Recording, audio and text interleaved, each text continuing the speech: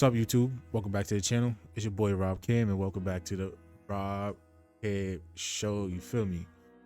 I got another reaction video for you guys, and then it's coming at you from WrestleMania and their "Why Fans Are Losing Faith in WWE" video. As always, if you're gonna watch their video, go subscribe, of course, to their channel. Leave a like. Subscribe to this channel. Leave a like before we even start reacting to this video. Do me that solid. And without further ado, let's get straight into it. Are fans losing faith in WWE over the past? Are y'all losing faith? I'm not. I think there's just plans that I feel like a lot of plans was relying on The Rock and it kind of fell through. So I think the debut episode of Raw on Netflix, I think that's why they kind of had The Rock come out and kind of like squash all his beefs.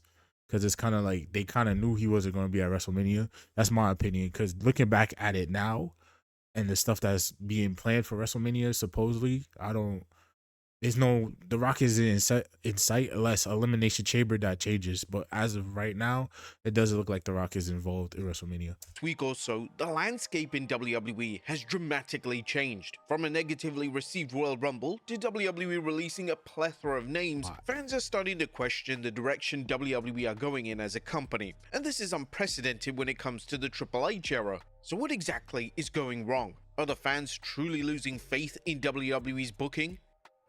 I'll be honest, a lot of y'all is impatient. I mean, again, with the Rock situation, I get why people were mad because they want to pay off for all this stuff last WrestleMania last year. But some of y'all are patient. I don't think there's any reason to be frustrated or lose faith. Be sure to subscribe and hit that notification bell Shit happens. for daily wrestling videos, and follow us on Facebook for exclusive lists. Also check out our new videos on WrestleMania XL. The Royal Rumble disaster. And the 2025 Royal Rumble didn't go the way WWE intended. WWE decided to book Jey Uso to win the men's matchup, and this was a decision that received widespread criticism. Fans jumped to social media to share their disdain over the booking, and the YouTube dislikes spoke for themselves. Ultimately, this negative reaction didn't extend to the live crowds, as Jey had remained insanely over, but fans are still questioning if Jey wrestling for the world title at WrestleMania 41 is the right call. When it comes to Charlotte Flair, her win has been a total. I feel like to solidify the name main event Jey Uso, to make Jey Uso part of the main event scene, his Royal Rumble win was refreshing, I would say, for the most, because it helped build another person into the star. It can also, if he doesn't win, it can help him catapult him into stardom if he win the title. Like, we need stuff like that, like how it used to be. Like the point of these certain like big pay-per-views are to build for the future, are to create stars. So it's like, if they're gonna push Jey Uso, and Jey Uso is hot right now, white hot, like over incredibly, why not have him win the Royal Rumble? Just one, because he's hardworking, two, because he deserves it, and three, because he's over. Like, I don't get this lady, this one. I understand. I totally understand why people mad at this, but the other one I don't. Train wreck. Flair would win the match, and similarly to Jey, fans let their voices be heard by disliking official YouTube videos relating to a win. Hell, even a press conference got bombed with dislikes. But unlike Jey, the fan resentment towards the booking move carried over to television, as during a supposedly babyface promo on Raw, Flair was heavily booed. What Flair's win shows is a total disconnect between WWE creative and the fans. Yeah, they was not rocking with her on Raw. They booed her crazy. WWE creative assumed that Flair returning and being the same brash, arrogant character would translate well and make fans finally root for her. Whilst Flair did return from an injury, she returned and instantly won the Royal Rumble. Where was the adversity? Where's the character struggle that's been so present with top babyfaces such as Cody Rhodes and LA Knight?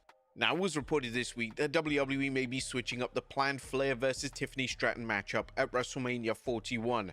And whilst these initial plans were to see Flair and Hey, Loki, who would y'all put like between LA Knight and Jey Uso? Who would y'all like? They're both to me at the same level, not right now, but when they both like before the Royal Rumble, I feel like Jey Uso and LA Knight. I feel like maybe LA Knight got a little bit over. like wrestling skill wise, but Jey Uso is still just fan love is just crazy right now. Personally, if I had this, again, Jey Uso does deserve it. I'm not gonna take that away from him, but I feel like if it was LA Knight, I feel like the situation would have been better.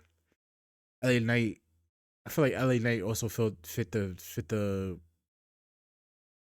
what am I trying to say? The narrative I'm trying to create about using the Royal Rumble to create stars.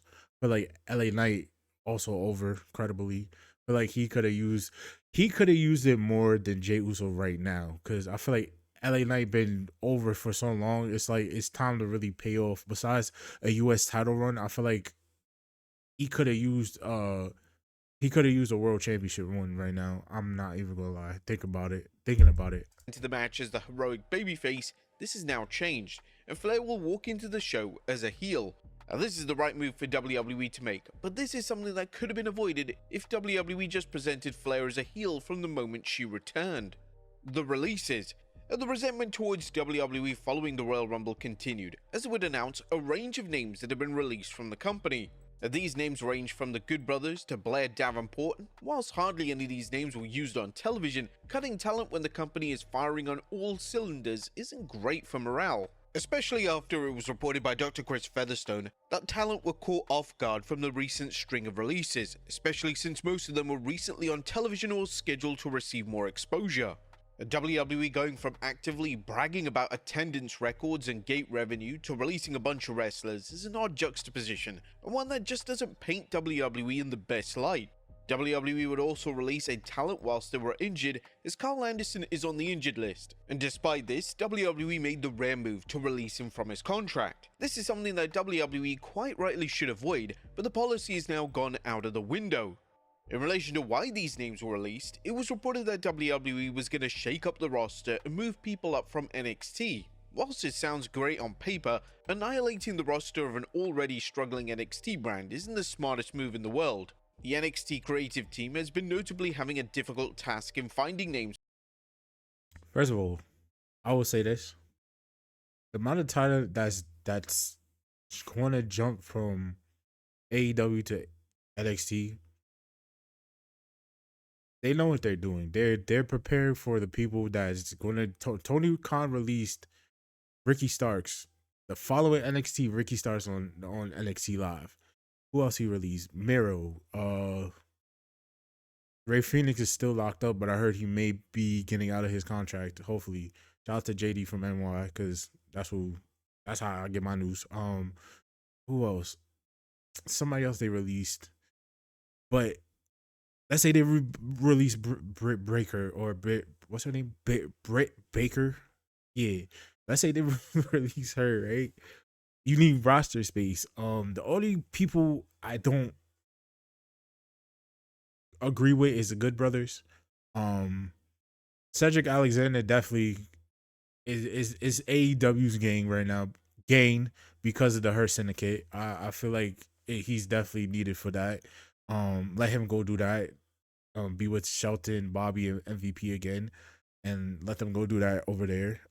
Fully and full power. Who else got released?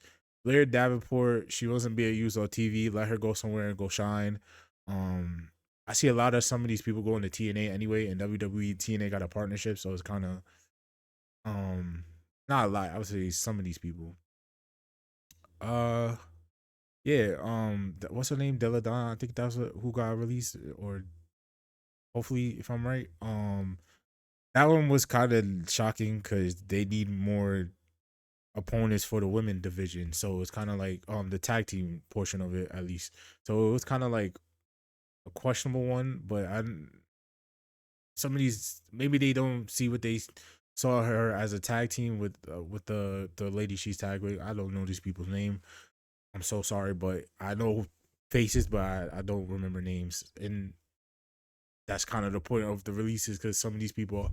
I don't remember their names besides the Good Brothers because they've been around for a minute. Cedric been around. I don't even know who else got released, but yeah. For the top of the men's division, and they're even using Austin Theory and Grayson Waller. Since SmackDown is officially a 3-hour product, and releasing names whilst the 3-hour format is already stale is just confusing and Do y'all think Grayson Waller and Austin Theory should stay on NXT? I feel like they fit the timeline of what's going on in there, and I feel like, well, you could say that about Braun and Carmelo Hayes, but I don't know. I feel like Austin Theory, he's just not really. They both could benefit from being on NXT a little bit more, if you ask me. But then they could benefit from being a tag team, breaking up. It's WWE's ball in their court on that one. I don't. I think they should break up. They Austin Theory or Grayson Waller would be a good rivalry. Hopefully they do that on NXT. Maybe I don't. But if they're not needed on the main roster, I feel like they still fit the timeline of what's down there at NXT, so it doesn't really look as bad. bewildering. Wouldn't it make more sense to use some of the names such as Cedric Alexander and Isla Dawn for roles on the blue brand? In relation to Dawn, she was literally one half of the women's tag team champions last summer, and now she's unemployed, despite WWE having hardly any Yeah, them titles is dead, so kind of don't matter. teams within the women's division. It just doesn't add up, and fans are demanding answers. The booking of WrestleMania 41.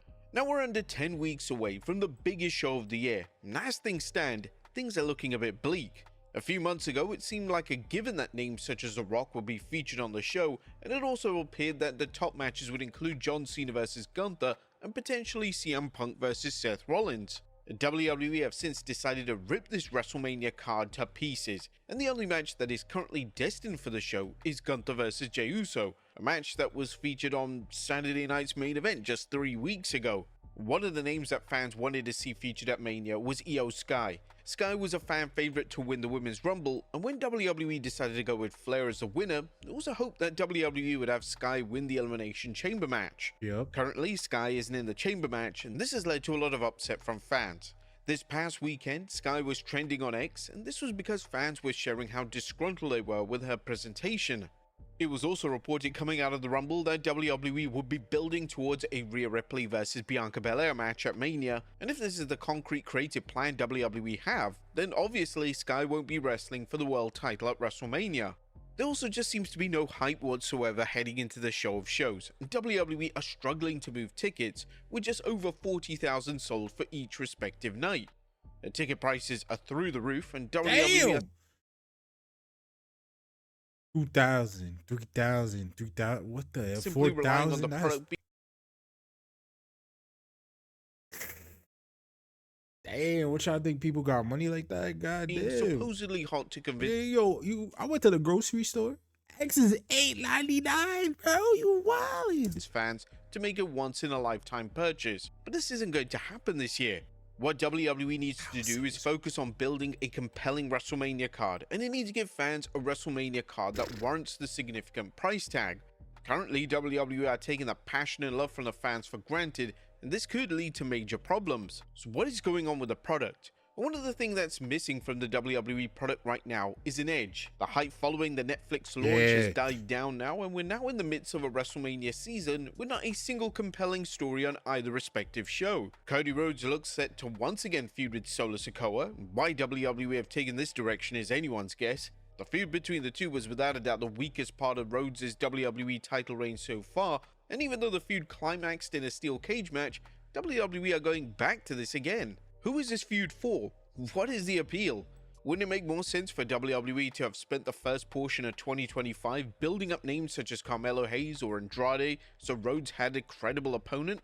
It's just nonsensical booking that alienates the audience, and as a result of the added extra hour on SmackDown, it's greatly suffered by it. Whilst this should have led to more talent getting exposure, this isn't what's happening, and WWE have made the odd move of actively moving talent such as Logan Paul and AJ Styles away from the Blue brand. The Blue brand's roster is insanely thin, and they are struggling to present new matches on a weekly basis. It's clear based on Triple H's comments that he believes that 2.5 hours is a sweet spot for a weekly television show.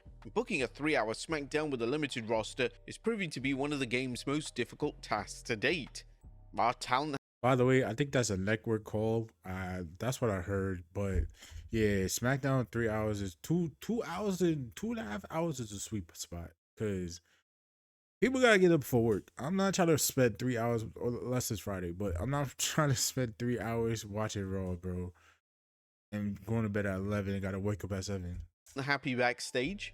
And one of the main stories coming out of the Royal Rumble I like my sleep, you feel me? focused on Drew McIntyre.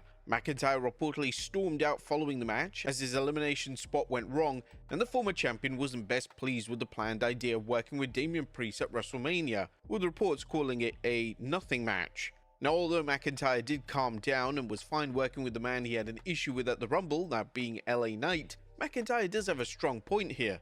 McIntyre was without a doubt the hottest and most compelling character on television in 2024, and for him to be rewarded with a nothing match with Priest on the grand stage is a bit of a spit in the face. The match won't be anywhere near the main event of either night, and the fans will struggle to care about the match itself. Fans are hoping that WWE pivots, but they're slowly becoming a company that is forced to pivot on every major call, as they lack basic understanding of what the fans really want.